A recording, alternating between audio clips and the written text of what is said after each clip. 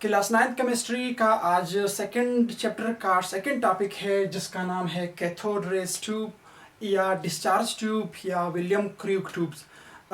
ये किसने डिस्कवर किया, कब डिस्कवर किया, ये इस ट्यूब के कौन कौन से पार्ट है, किस पार्ट का क्या नाम है और इसको कितने वोल्टेज बैटरी के साथ इस्तेमाल किया जाता है, इसमें वैक्यूम पंप लगा हुआ है, इसका क्या काम होता है, इसमें सबसे पहले क्या डिस्कवर हुआ था, ये सब आज की इस वीडियो में हम डिस्कस कर लेंगे।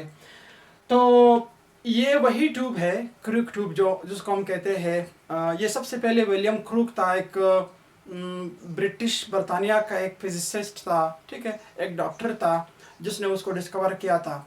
ये वही डॉक्टर है जो 1832 में पैदा हुए और 1919 में फौत हो गए, 89 ईयर्स की एज में। तो इसने इस ट्यूब को बनाया। इस ट्यूब को फिर जे थॉमसन ने मज़ीद जो है इसमें बेहतरी लाई, इसको मज़ीद बेहतर बना दिया।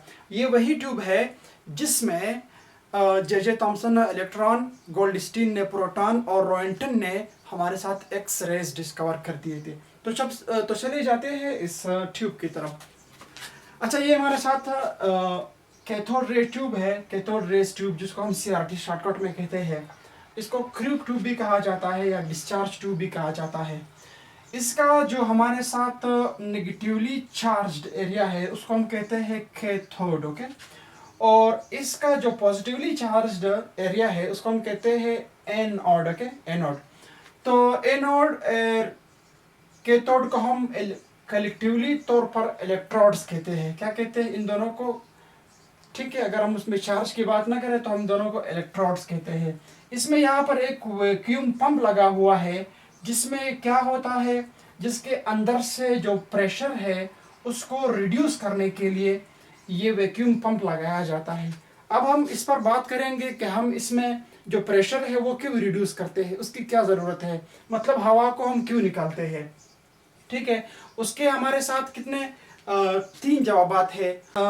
हम कैथोड रेज का यानी इलेक्ट्रॉन्स को बेहतर तरीके से पैदा कर सकते हैं, उसको बेहतर तरीके से कंट्रोल कर सकते हैं और उसको बेहतर तरीके से हम उसका मुतालिया कर सकते हैं।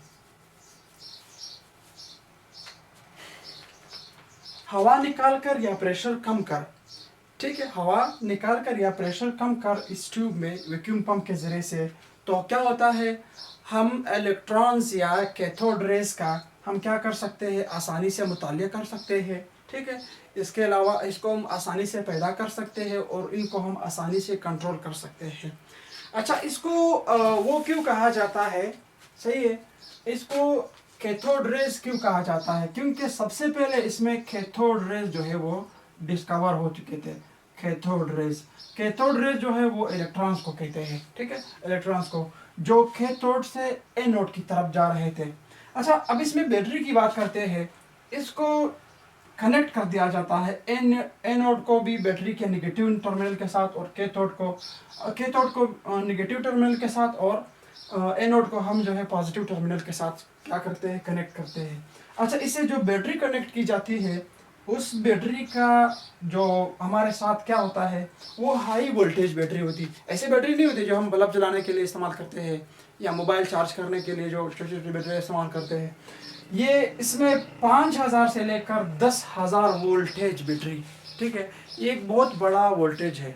5000 से लेकर 10,000 वोल्टेज जो बैटरी है वो इस ट्यूब के साथ कनेक्ट की जाती है।